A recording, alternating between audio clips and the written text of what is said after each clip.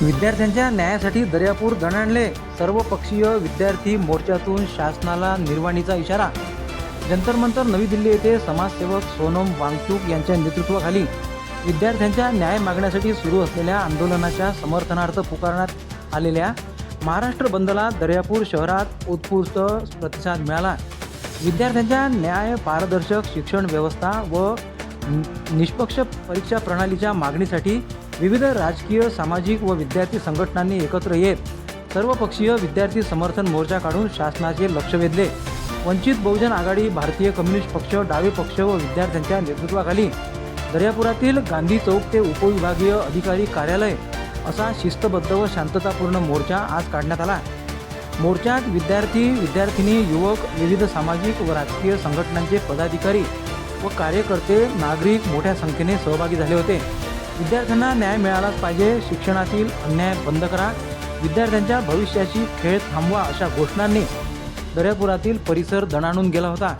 मोर्चानंतर राष्ट्रपती, पंतप्रधान, राज्यपाल आणि मुख्यमंत्री यांच्या नावे दर्यापूर उपविभागीय अधिकारी यांच्या मार्फत निवेदन सादर करण्यात आले. निवेदनात विद्यार्थ्यांच्या न्याय मागण्या तातडीने मान्य कराव्यात, शिक्षण व्यवस्थेतील त्रुटी दूर करून पारदर्शक, उत्तरदायी आणि निष्पक्ष परीक्षा व्यवस्था उभी करावी, विद्यार्थ्यांच्या भविष्याशी होणारा अन्याय थांबवावा, तसेच केंद्रीय शिक्षण मंत्र्यांनी राजीनामा द्यावा अशी ठाम मागणी करण्यात आली.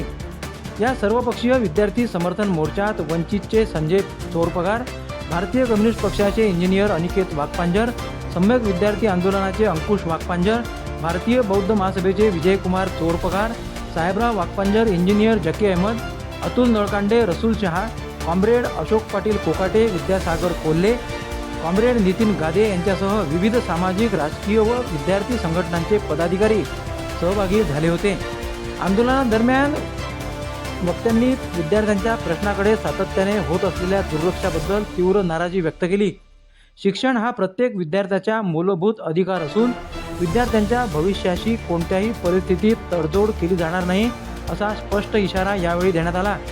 शासनाने विद्यार्थ्यांच्या मागण्यावर तातडीने सकारात्मक निर्णय घेऊन ठोस कारवाई करावी, अन्यथा संवैधानिक व लोकशाही मार्गाने राज्यव्यापी जनआंदोलन अधिक तीव्र करण्यात येईल असा निर्वाणीचा इशारा यावेळी आंदोलनकर्त्यांनी प्रशासनाला दिला.